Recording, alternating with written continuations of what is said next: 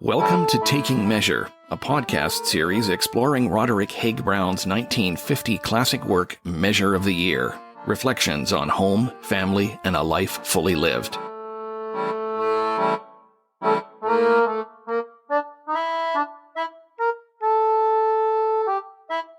I'm your host, Dan MacLennan, and I'm sitting at the desk in the study at Above Tide, also known as HaigBrown House. From here, I can look out the window across the grounds at the Campbell River flowing past, just as Haig-Brown did when he wrote more than 20 books and numerous articles and essays, lectures, and more.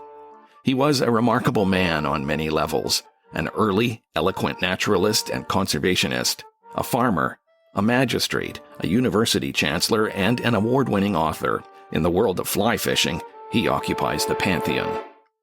In Measure of the Year, Haig-Brown presents a chapter for each month in the lives of the farm, his family, the community, and the nature that surrounds them. So we're going to bring you Haig-Brown in 12 parts, through his book, through the eyes and voices of his 4 children and others who knew him well. We'll take a measure of the man through his Measure of the Year.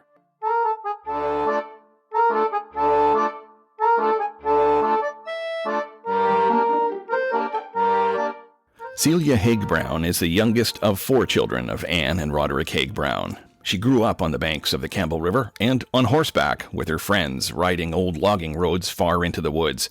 And not too surprisingly, she majored in English and zoology at the University of British Columbia, passions she'd learned from her parents. The horses led her to her cowboy husband, the log house, and rolling grasslands on Brigade Lake near Kamloops.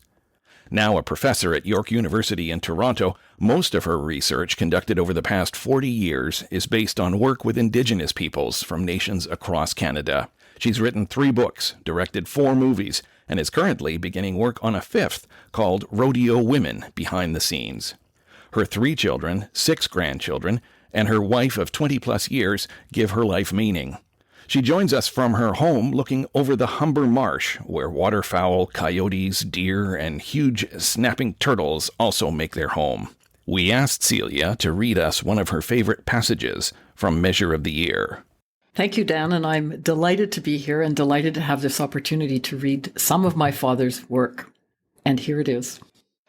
I sometimes think the only crime a parent can commit, short of not loving a child, is to try and force it into the realization of his own half-forgotten dreams.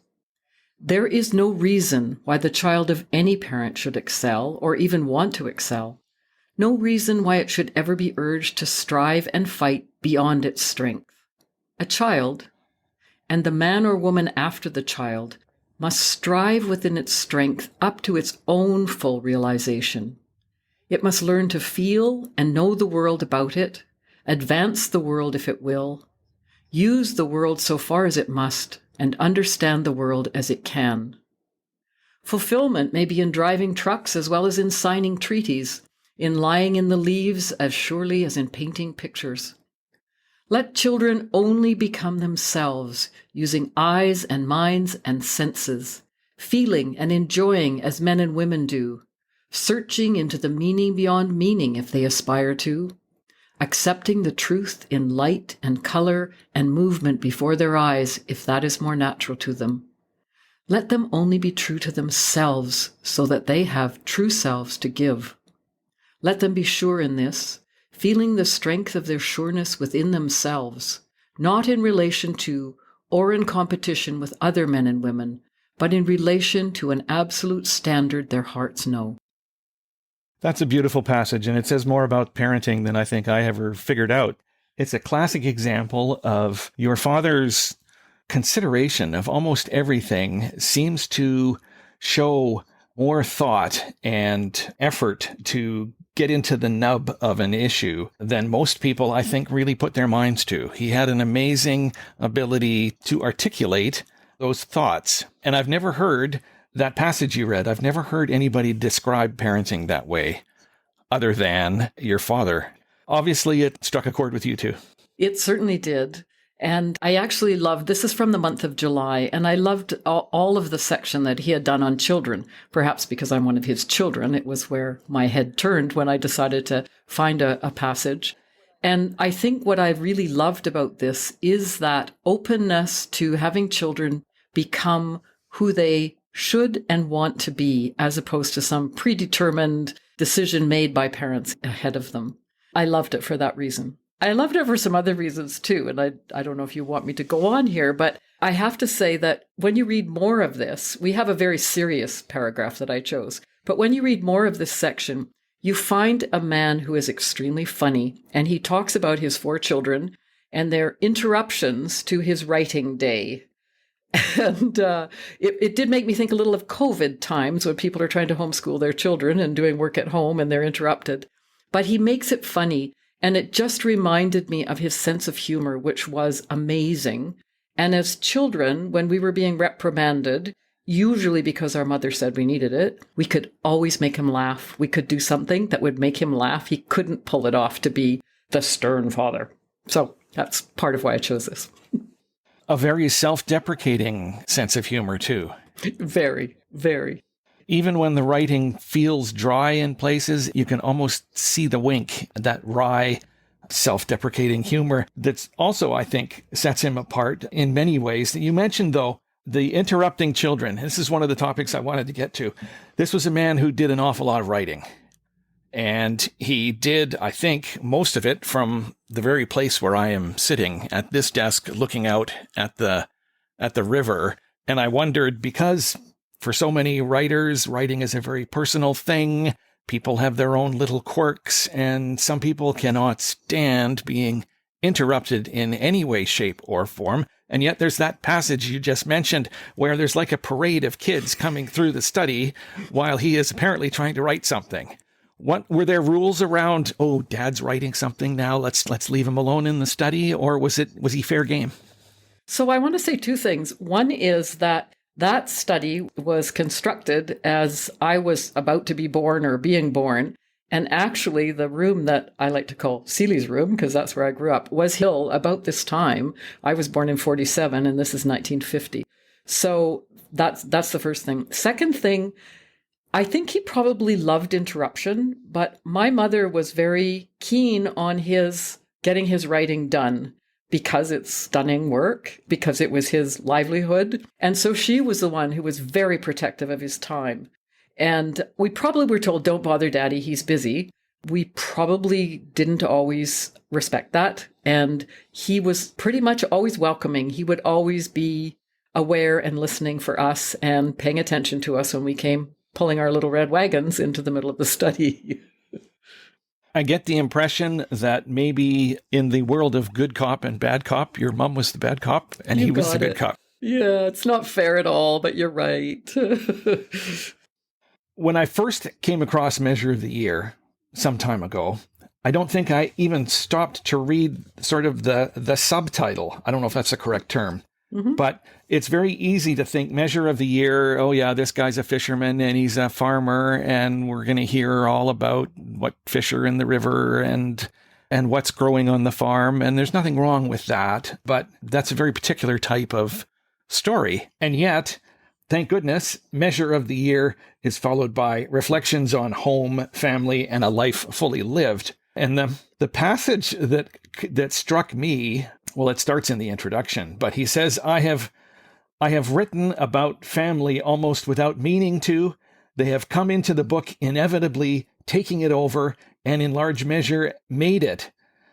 And then later, the purpose of this book is to show a family trying to live out a sensitive and positive life in the 20th century, trying to keep on terms with its world and yet not be too much fooled by it. And that's a phrase I think I came across a few times, not being fooled by this world. What do you think he meant by that? Well, I think he instilled in all of us, and I hope I've instilled it in my children as well, an ability to really pay attention to detail, to never accept things at face value, but always to be prepared to delve more deeply into what it was we thought we were seeing.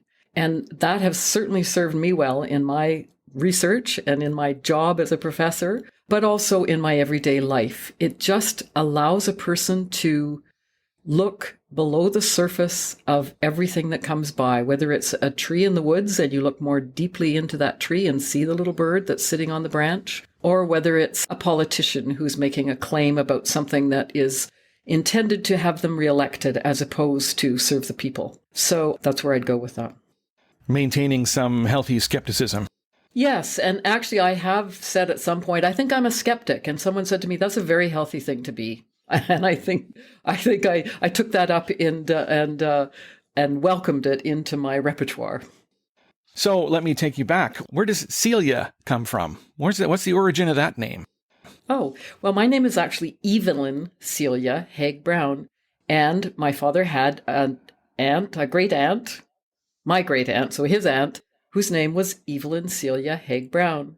And I actually have the notes from her funeral. And it's a little bit strange to be reading someone's funeral notes. She seemed like a lovely person. I hope I can measure up in half to whom she was. But that's where my name came from. Most of our names have a family tie in some way or another. Most of the children's names, the 4 children, that's what I mean. A little unsettling reading funeral notes that have your name attached to them. If they'd been unkind, it might have been, but they're lovely. Something to aspire to. Now, when you think of your childhood and this home above tide, where does that place you on the property? What are you doing when that pops back into your head? I think my first memories come with going fishing with my father to the line fence pool. I was not fishing. I was too little. I was sitting on the bank of the river and studying, speaking of below the surface, studying all the life, all the plant life and the animal life below the surface of the river. I spent hours doing that. I loved the caddisflies. I found them fascinating with their beautiful little pebble cases that they constructed, the waving of the weeds under the river, and also then, of course, on the banks of the river, the salmon berries, the huckleberries, those kept me fed and entertained. And I was 6 years younger than my brother, so the other kids were all off at school, and I was very much kind of running over the fields footloose and fancy-free, but also going fishing with my father, going with my father while he was fishing. And therein starts your love of biology, I guess we would say. Yeah, there, but also with the horses. I mean, I've always had a really strong connection with the animals, and the horses, they took over my life. I got my first horse at 11 and I never looked back. And we're going to get to the horses and the rodeo in a few minutes here, but let's go back to having the run of the place. What was it like being the youngest child? Some people find that wonderful, some people not so much so. Well, you have to look on both sides. I have to say, I thought, nobody ever listens to me. They're always so busy talking, and they all know more than I do. So I had that as part of what I had to, figure out when they all told me that indeed they were all listening to me with great care. I would say right now, from this position in my life, fabulous, a fabulous place to be. Pretty adored. I came, as I say, 6 years later after the war. My siblings thought I was great. I think maybe they even still do. The 4 of us have an incredible relationship with one another. We all get along. We hang out together. We stay in communication with each other. We have a fabulous connection. And there's quite, in the younger years, it'd be more pronounced, quite a span of time between the 4 of you. Yes. In some ways, we divide into a neat pair with Mary and Valerie as 2 years apart and very close. And my brother Alan, who is 6 years older than me, but I accompanied him, and I can't tell you some of the wild and crazy things I got to do as he and his friends fixed up old cars, and we drove up the Argonaut Road, and I could see the road going by beneath my feet. No, there definitely were not seat belts, and I don't think I was very old, and it all worked out fine. But my brother and I also have had really strong connections along through those years, and still do. I spoke to him only this morning on the phone. Let's go back to the dinner table, a telling place with most families. What was it like being at the family gathering spot for dinner? Well, I don't know if it's in measure of the year or not, but the way that dinner began was, the way that we were called to the table, dinner's ready, at which point, I swear, we all went around and picked up whatever it was that we had been reading, from the littlest to the parents. And no, we did not sit and read at the dinner table, but what we did do was discuss what it was we had been reading. And I think that has been such an important part of our development in terms of a commitment to literacy and to literary and constantly to reading. It's something that I think that we've all tried to instill in our children in the same way, But times have changed and it's not the same. Although all of them read, it's not to say they don't. But there's not that same intensity of, an article in the New Yorker, the latest novel, the children's book. All of those things would be taken up in conversation at the dinner table. And, correcting our manners and teaching us how to hold our fork properly and be polite about our mother's cooking and enjoy and thank her for the work that she was doing. All of those were also part of it. Did you have to defend your reading, or No. was there sort of a scholarly process being learned there? No, I think it would be much more we were enjoying what each other had to say. I don't remember it being argumentative at all. It was much more kind of informing and connecting with one another. And maybe I'm romanticizing now and I don't remember, but that's what's in my head.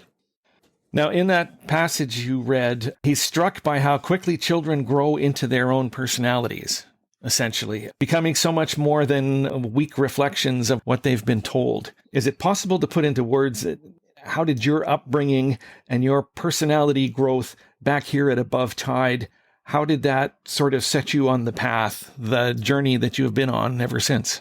I find that passage very interesting because, and maybe HaigBrown House in some ways is a reflection of that upbringing that we had.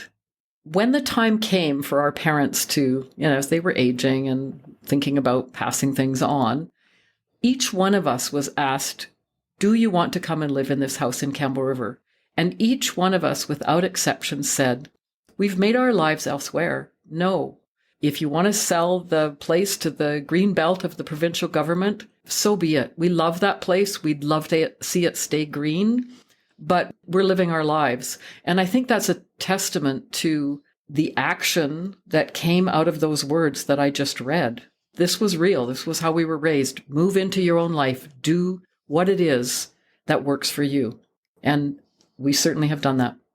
Now, you have 3 children of your own, 6 grandchildren, and I think it's safe to say generally that becoming a parent is, well, in my eyes, it was this mind-blowing experience where you are constantly made to think of, oh, this is what my parents were going through at the time that I never paid any attention to and took completely for granted, and maybe I should have taken notes along the way somewhere. Do you find that voice? Of course, there's you find yourself speaking in your parents' voice when you're speaking to your children. Oh, yes. But do you find yourself reflecting back still on, so this is what they were up to at the time that I didn't really notice back then? That's a tough question because I would say times changed, but also the situation of our lives, and again, I would say it about all of us, except maybe my sister Mary, who lives in Saanich, we were all very much on the move into various different places, taking our children with us, different jobs, different careers, different aspirations. So I don't find that our living circumstances were the same. That being said, I do remember very clearly when I said to one of my children, don't gnaw on that bone. And as you said, your parents' words coming out of your mouth, I thought, gnaw? I haven't even said that word for years. Where did it come from? So I hope that I have some of the good attributes of my mother and father, but we're all very different people from them. We are not them. We're different. As they intended. Exactly. Yes, I don't mean it in a negative way, although they're amazing and wonderful people and far from perfect, but then who is perfect? My father had a phrase that he would use whenever he was a little less than pleased with me. A friend and I sat down the other day and his father had a phrase and we swapped phrases. And mine was, I'm a little disappointed in that last stunt you pulled. Were there phrases that come back to mind, even though your father was generally the good cop by the sounds of it, when you were in trouble, phrases that you heard and that maybe you still do hear? No, I don't recall a phrase. I'm the youngest. I think I was kind of probably spoiled, loved, whatever. I do remember moments when I had done some atrocious things and his horror and look of disappointment. Well, look of like, oh my God, how could you possibly? But he never talked like that. Well, he would say very rationally, now, this is what we are going to have to do. That would be more his approach to things. An incredibly, incredibly rational approach. Solution-based. Yes. My mother, on the other hand, flared. And I do remember, the odd smack once in a while. 2 of them, I think, in my whole life. But I do remember. My goodness. He writes the children passages in the chapter of July. Yes. Which is a fair ways into the book. Any thoughts on why he kind of held off on the children for that long in terms of March, April, May, June, and then we're into July? We're almost halfway through the book when that comes along, even though the book is full of children. That may be partly because of what he said. He was trying to have a book about something else, and they kept invading and taking over the book. And then finally, by July, he couldn't resist any longer and decided to acknowledge, perhaps, I don't know. It could well be. Another question that comes to mind for me, I remember the very first time I picked it up, is, okay, why do you start in March? This is measure of the year. Shouldn't we start in January? Well, probably because March is spring. It's well into spring, really, in Campbell River. So it's the beginning of all things reviving and renewing. That was kind of my thought. But it's nice to start the book that way because we get into that rebirth right away, and it sort of helps to ground us in the farm. Yes. I think one of the things a lot of people don't appreciate nowadays is that there was more to the farm than there is to the property now. It went over onto the other side of the road, Kingfisher Creek, and some of these roads that you were riding the horses on. It was a bigger place to maintain. Very much so. We had animals. There were the cows in the barn across the road, and then there were my horses when the time came. And one of the big issues for me was trying to ensure there was enough grass for the horses, so we had to keep the broom cut down. There wasn't strong enough fences to keep the sheep over there. The sheep on the other side of the road. We had lambs in the spring. We had butchering. We had chickens. One of my first jobs, I think I was very young, was to feed the chickens and collect the eggs. There was a cottage with very often a tenant, a person, a friend in the cottage. And then all of the fruit and the fruit trees and all of the work my mother did in her vegetable garden. The vegetable garden was really significant in feeding us, as were the chickens and the sheep. It was really very much subsistence farming, accompanied by my father's fishing, so we got to eat fish as well. Yeah, it was very much subsistence farming. So it took a lot of work. In addition are the beautiful gardens and the work that they were doing on the gardens. And it's incredible what they did, constructing that beautiful garden out of what had been a field, basically, and then moving it into a perennial, ongoing garden, which Marcy took over, and it seems to be maintained pretty beautifully. As we speak, I'm looking out the window. The grass is fresh cut. The flowers are in bloom. The river is rolling by at a nice pace for spring this time of year. When you think back to this property, did you have like a favorite hangout, a favorite spot? Always tied by the river was peaceful and lovely, but also the barn was another very important place for me because, first of all, we played endlessly in the barn. Secondly, that's where my horse was.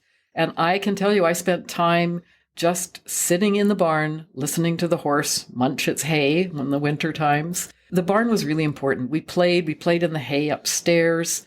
One of my favorite moments was when I came home from school one day and I walked into the barn expecting to see my horse, and instead there were 8 ponies in all the stalls in the barn. And I thought, okay, I'm dreaming. This cannot be. I think I literally pinched myself, and yes, I was there. And it turned out the local carnival had come in, and the ponies were not feeling well. And so they had come to stay at our place for a few days to recover. And it was one of the best times. So torn between the riverside and the barn, those were my 2 places. And then all over the fields. You mentioned in our earlier conversations that you've sort of traded the Campbell River for the Humber. Do you have your own special relationship with Humber as well? Does the Humber take you back to the Campbell in some ways?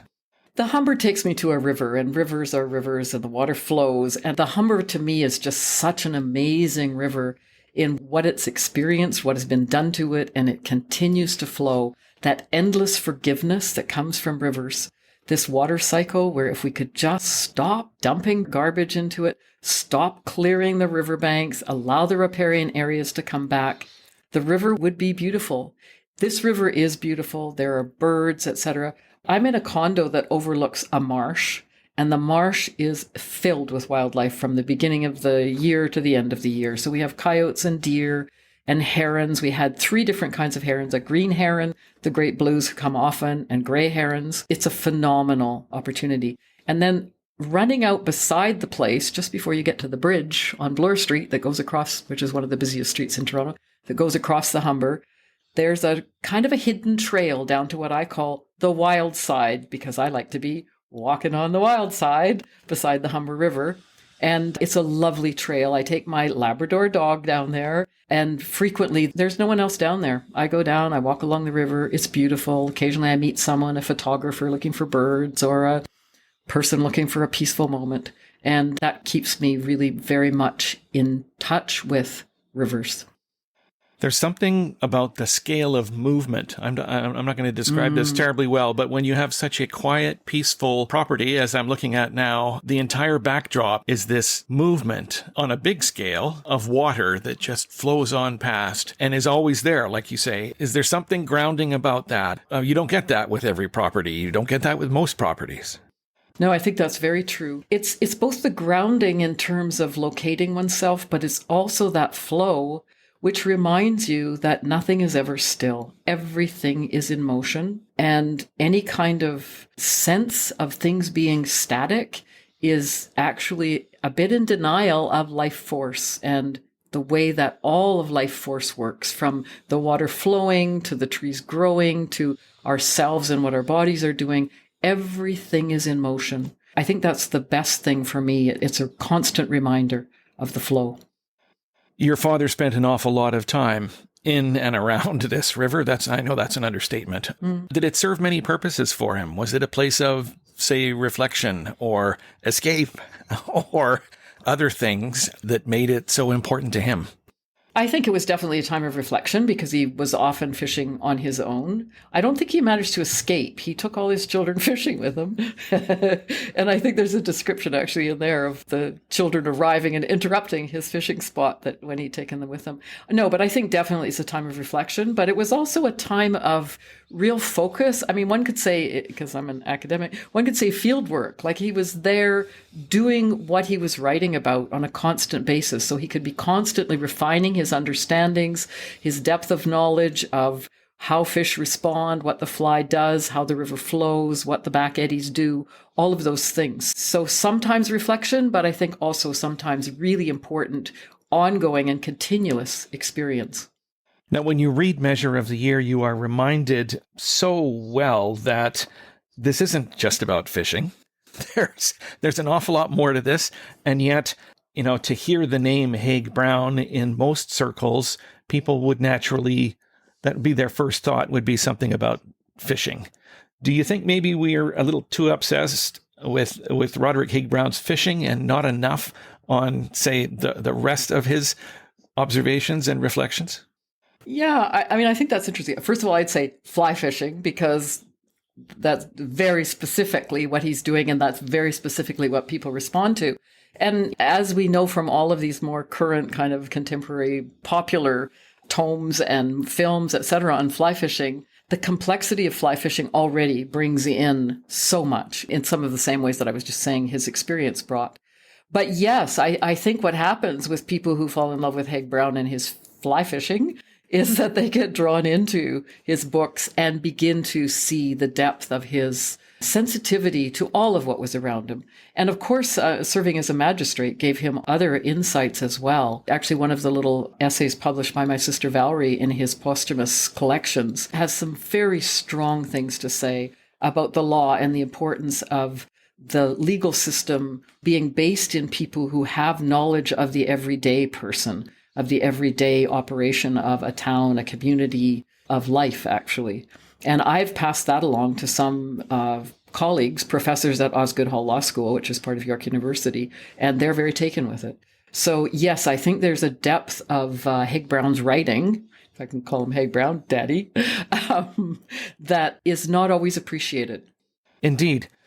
Now, I'm thinking there's actually sort of two sub-chapters in regards to being a magistrate that are, in some ways, the highlight or a highlight of Measure of the Year. And they're also not so much based on the farm. It's almost a step away, and then there's kind of a step back. And one of the impressions I get is that the farm was a busy place. You must have had just no end, it seems, of visitors, people coming to talk to your father or your mother, and some looking for advice, some looking to go fly fishing and elsewhere. Was it a busy place in your memory? It's an incredibly rich place, incredibly rich. And yes, people coming and going constantly, visitors from far away, and as you say, local people looking for advice, sometimes advice in terms of marriage counseling, for example, that, again, that very rational, calm approach that my father could take is something that drew people to him when they were working through crises, and my mother as well, of course, and her work with what was called Parents in Crisis at the time, where she provided something of a halfway house for some women who were in dire straits. So I think that that was always a part of what was going on, both local community and people from far and wide who came because of his writing and his intellectual capacities and affinities. And this house was an incredibly rich place to live. It's very interesting to think about growing up in a small town. And when I was born, I think Campbell River was 5,000 people, but it never felt like a small town. First of all, we had books, we had the New Yorker, we had journals from all over everywhere. And then we had that steady stream of very interesting people from a range of backgrounds, a range of interests. And moving out of that kitchen dinner table into the living room dinner table when there were guests, that was always exciting, quite formal, but always exciting times. In many instances, we hear HaigBrown House, we talk Roderick Haig-Brown. It sometimes feels as though there is really not enough acknowledgement, in spite of his effort to tell us in the book, that really Rod and Ann are a team, and that his writing and his fishing on the river and running of the farm are simply not possible without Ann. And yet we seem to focus so much all the time on what he did and what he said. Do you find that in general, maybe Ann is undervalued? Well, I think that has been the case. I think that can be the case. But I also think that more recently, there's definite recognition of not just her contribution to organizing my father and keeping him on task, but also in her own right, the work she did. It was very interesting. On Mother's Day, one of my friend's sisters wrote to me and said, "You must be thinking of your mother today." She sent me a message. "And I think of her constantly. I think of her when I came to your house to play, but I also remember her so well as the librarian at Campbell River High School and how important she was to us, how much she loved the children and the books."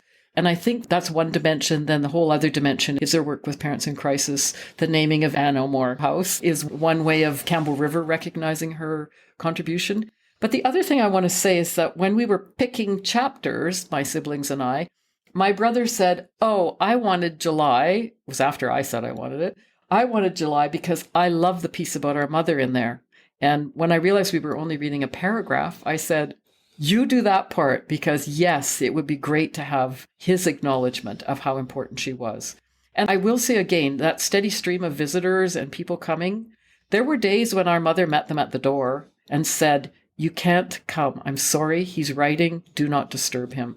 And she really was a gatekeeper that I think in some ways I would say kept him on task. It's very easy. I can almost recognize it myself. It's very easy to be distracted by the immediacy of a person in the room that takes you away from writing, takes you away from deeper reflection on what's going on. So she played an incredibly important role, but also the farming, the gardening, that was completely shared. They were side by side through the whole thing.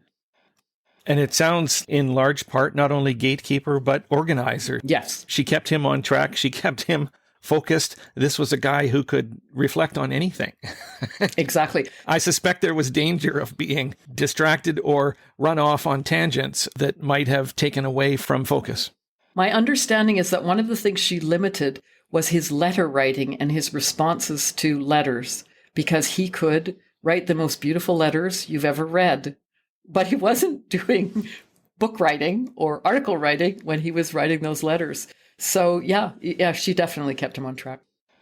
My mother-in-law, when she was a high school student in Cumberland, and her partner in a project actually wrote a letter to your father about environmentalism, biology, and so forth. And he wrote back the most wonderful letter on above tide stationery. Mm-hmm. I can picture him here at the desk writing it. And the first thing that strikes you when you read it is he's writing this to a couple of schoolgirls, right? It's probably not the main purpose of his day, but he's taking time out to put the most into a response. Yeah. It speaks volumes about the man. It does indeed. It also speaks to practicalities. And of course, those letters were not putting food on the table, and his books were. So I think it's a bit crass. It's not why he was writing, but his writing from the heart allowed us to go to the grocery store and buy flour and tea. Was that direct connection as obvious then as it is now looking back in your youth? Were you thinking, oh, Dad's got to get another book out? No, absolutely not. No, I was running over the hills and playing with my horses and being loved and eating good food. No, that was not on my mind then. When Measure of the Year published for the very first time in 1950, or let's look ahead to another work, do you remember a time when sort of, I don't know, and I have this image of this box shows up and it's full of the new published book. Was there ever moments like that, celebration of here's another one for the ages? I think there was celebration. I think I was a bit young to fully appreciate it. And one of the interesting things about this Measure of the Year reading for me is that it sent me to my bookshelf to get the copy that my father had given me. And I recalled that I stayed in Campbell River for grade 13. And when I was in grade 13, I saw, this is part of the issue of being the youngest. I thought to myself, wait a minute now, all my siblings have collections of my father's books. I don't even have one. I read the ones that are on the shelf in the study, and I don't have my own books. So I went to my father and I said, I think you should give me copies of your books. And he said, oh, I don't know. I don't think I have copies of all of them. And I guess we could see. Well, I don't know. What do you want me to do? And I said, I want them signed copies. Well, what shall I say? And I said, you just say, to my darling daughter, Celia. That'll be good, and sign it. So I want to read you what he wrote for me in the beginning of this book, which also resonates with the chapter on children. May I do that? Oh, by all means. Okay. Celia, with love from Daddy, Roderick Haig-Brown. This is the way, the place, and more or less the time you were raised in. No use complaining now. You just have to do what you can to make up for it. The humor. Of course, this was written before the horses came, which makes a difference. Noble old Simon, at his best, and that little redhead sundancer do add a lot to it all, especially when they're galloping over the neighbors' lawns. And I'm grateful for grade 13 that's kept you here with us for an extra year, Daddy. Now, when I reread it, it just brought all of that back. And then in the chapter itself, there's reference to, at some point, Celia will be graduating. And I thought, oh my goodness, that's too coincidental. That was all part of how I was thinking about the book and that life. So you've had lots of time to think about this. What is it about Roderick Haig-Brown over time has distinguished him from any number of other people who like to write about fishing, might even be good at fly fishing, but I think it's safe to say no one in this country has accomplished what he did in terms of attracting attention and getting his reflections out there to the point that this is a national heritage site. It was designated so not long ago, certainly a provincial site, and the writings of Haig-Brown are known far and wide. What set him apart from so many others who might have been trying to do the same thing? I think the depth of his reflection on what fishing brought into his mind. I think we can say in many cases his prescience, his ability to see what we needed to be thinking about so long ago, the whole conservation dimension. I sometimes I work with Indigenous people, as you know, and I sometimes think about how is it that my father arrived in this colony, it was British Columbia then, but it was a colony, where so many people were arriving and looking around at the big trees and the waters and the riches and saying, wow, can I ever make a lot of money off this? And my father, coming from England, coming from the trout stream that he grew up with, looking around and saying, we have to protect this. And that is through the fishing. It is through understanding that if the mill up the river on the From in England drops junk into the river, the fish are going to suffer. He recognized that even in rivers like the Fraser, the Campbell, all of those rivers, he recognized if we don't care for the riverbanks, if we don't care for the water, we're not going to be fly fishing certainly in the same way, and we won't be fly fishing at all if we're not very careful. So that level of ability to take what was existing then and foresee how important it was to be thinking about it, well, some of my Indigenous friends say 7 generations hence. He was definitely anticipating how hard it was going to be to protect the incredible beauty, wealth, and life-giving forces that he encountered in British Columbia. That, I think, is what separates him. And when you see his writing in all of its various dimensions, you see over and over and over again his ability to predict things we need to pay attention to and that we haven't done a very good job of paying attention to. So his words still have incredible resonance and currency in today's world.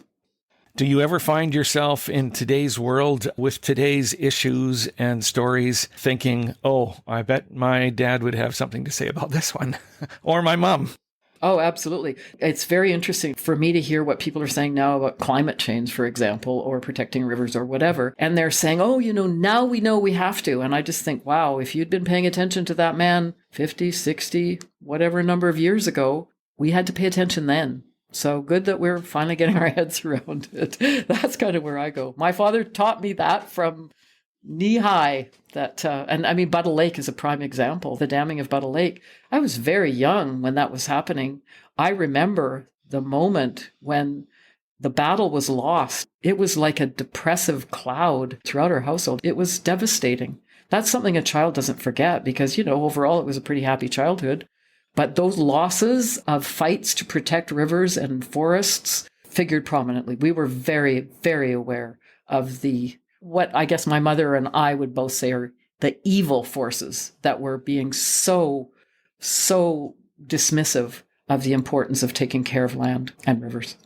And even though he lost that fight, you could say, over the damming of the river and the formation of the lakes, he was an extremely practical individual. It did not put an end to him, and he found ways to work with the dam there, with the people who ran the dam.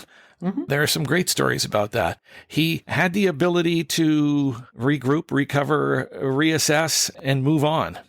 He did, but he was also at times very angry in the privacy of his home with his family about how slow acting or ignorantly acting, particularly around politics, right? I mean, it's that whole business of serving the business community and not serving the world and the people. It would make him very angry, but he never, ever stopped fighting, ever. No.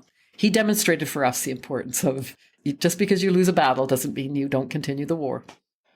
Let me back up to the horses. Running a farm is not the easiest thing to do. The horses that you were so in love with, were they working as well? Like were they a contributor to the farm? Not at all. They were a total, as you got from the little bit I read, they were running over the neighbors' lawns, causing grief, and my father's lawn with big horse footprints in this beautifully manicured lawn. No, these were totally my frivolity. My brother and I did have to save $25 towards the purchase price of a horse before we had demonstrated our level of commitment.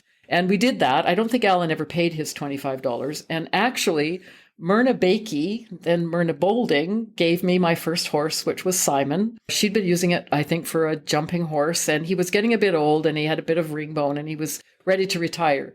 So I, as an 11-year-old, I was telling my granddaughter I had to climb up on a stepladder to get on this 16-hand-high horse. Away we went. It was all play. The main thing that I think is very interesting, and again ties in with the paragraph I read earlier, is that the horses were my thing. And it's not as if my parents then came and said, okay, we'll help you do this, that, and the other thing. Oh, we'll come and watch you at the gymkhana. None of that. I managed to get a job at Avis Rent-A-Truck and persuade the Avis guy who had, the manager of the place, who had trucks, to truck our horses to gymkhanas in Comox Valley. They did not come and invest in horses in Celia. Celia had to do it herself. And my friends and I, we did it ourselves. And it was lovely. But no, total frivolity, total loveliness. Not work. I think they did have work horses when they first came, but that was long before my time, and I didn't know those horses. Another example, perhaps, of them allowing you to become who you were going to become. Indeed. Although a little bit of stricture. My mother had actually had experience with horse shows, and I had a cousin who came from England to Seattle where her father was actually doing serious logging business, and she invited me to come down and be part of some horse show business that she was doing, stay for the summer or whatever. And my mother said, no, you're not going. I don't want you involved with, serious horse show people who are not paying attention to land and rivers in the way that we need to be. So there were some limits. And yet somehow you developed a love of rodeo. Take us there. Okay. Well, it's the horses, as I say. And I was very resistant to the notion of rodeo. I thought, like most people, oh my God, it's cruel and those poor horses and nobody loves them and whatever. But as I got drawn into it and fell in love with a rodeo cowboy and married him, I began to see what horses were really about. We had a rodeo business, so we owned bucking horses. And the thing I came to appreciate about bucking horses is, first of all, they're athletes. If a horse is not athletic, if they don't have flexibility and stamina, they are not going to be bucking horses. They're going to buck out about twice, and then they're going to say, that's enough of that. That's hard work. Not doing it. But when horses are very athletic, they love it. They love it. They go, they buck their riders off. No, there are no burrs under the saddles. There are no spurs digging holes in the horses' sides. These are valuable creatures. And the stock contractor, the owner, would not allow that to be the case. Anyway, that got me into rodeo and these magnificent animals that are independent, and they are actually very well cared for. And unlike the horses that live in box stalls down on the flats in Vancouver, these horses, when they're not working on the weekends, are running free over the fields with other horses, having a lovely time. So that's a lot of what drew me in. But then I came to appreciate the Brahma bulls that we had for the bucking bulls. My late ex-husband could walk through the bullpen and the bulls had huge respect for him. They would back right up. I fed them at times, but I didn't really walk around in the middle of them. I didn't quite trust them. They push and shove each other and can crash into you. I think it's the outdoorness, the outdoor life, the freedom of all of this that drew me in. It's not the Wild West attitude. It's much more the camaraderie, the community. People go from rodeo to rodeo. Everybody knows everybody. Everybody knows everybody's children and grandchildren. Even though I've been away for years, decades from rodeo, if I go, everybody knows who I am. I know who everybody is. I meet their children and grandchildren. And for that reason, I'm moving on to doing this film about rodeo women behind the scenes, partly as a slight vindication of my own work. Certainly in the public eye, rodeo is about the boys with the big belt buckles, but there are a whole lot of women who are making it happen. I'm talking about production now, not so much the barrel racers, but they're also important. Until very recently were, of course, terribly inequitably paid in prize money, etc. But this is the women that are timing and secretarying and driving trucks and chasing horses out of the fields, which I did with great delight, and working the unsaddling chute at the rodeo, all of those things.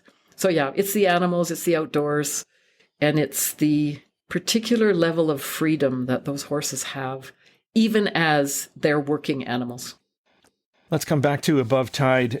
Your family childhood home is a public institution. It's a bed and breakfast. It's a home for a writer-in-residence program. How does it feel to have a place that is so personal, this is where you grew up, be such a public institution? HaigBrown House feels to me like the greatest privilege a person could ever have. First of all, the way that it has been maintained, so like what it was when we were growing up and when my parents were last there. It's a dream. It's an incredible treat.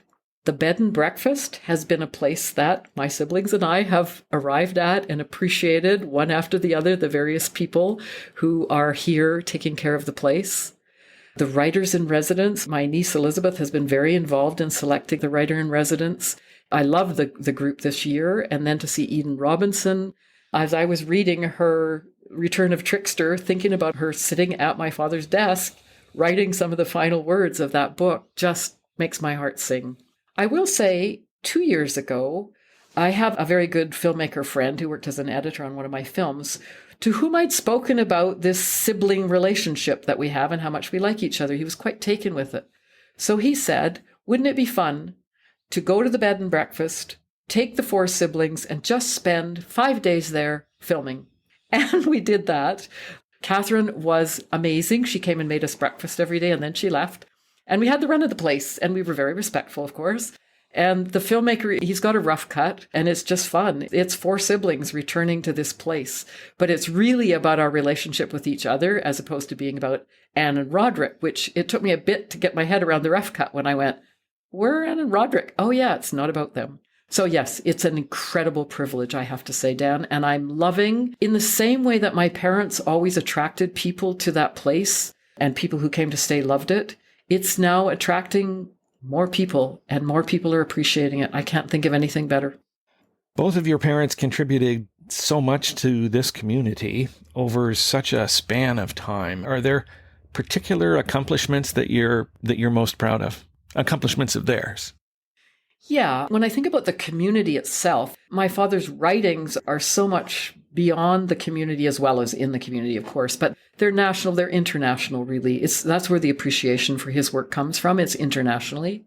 So I really think his contribution in Campbell River was actually around his work as a lay magistrate. I think it was amazing, the work that he did and the respect that he got, and then his work to protect the land and rivers of the area. That's what I would see as his major accomplishment.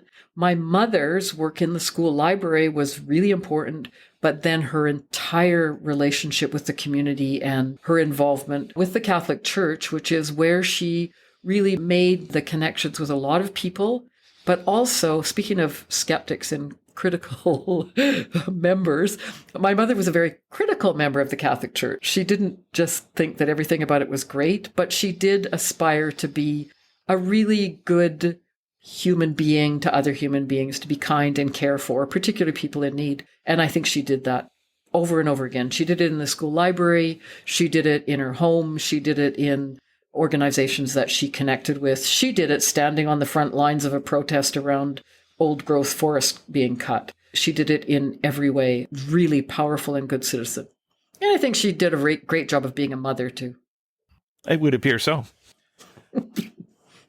We're going to ask you to read another passage from the book in just a second here. But first, is there something else about Measure of the Year that we have not touched on that you'd like to share? Shall I confess that I don't think I read Measure of the Year all the way through until I was probably 50? I haven't read a lot of my father's books because, like so many people, I thought they were all about fishing. Well, we're making up for that now. We're doing our best. Thank you. Thank you for forcing me back into this. No, I have read it now. You're most welcome. What would you like to read for us? I'm going to read the final paragraph in the section I was reading to you earlier that I think does a really nice conclusion to their thoughts about children. So here are Roderick's words. This I wish for my children, not honors or rewards or riches, not the satisfactions of success or even of creation, but only this sureness, truly and solidly based, that makes them human beings, capable of sympathy, understanding, and tolerance. It is in them now and growing within them. They see things with their eyes, interpret them in their minds, understand them in their hearts, and often show them again to Anne and myself with the impress of fresh thought upon them. They reach beyond us more boldly to touch the world and give themselves to it. I wish the world joy of them, and I wish them a world no more difficult and dangerous than man has always found it. Celia, it has been a pleasure and an honor to have such a wonderful conversation with you. Thanks again. Thank you, Dan. It's been really fun to be doing this. I can't tell you, I appreciate it. It's a bit of HaigBrown House in words.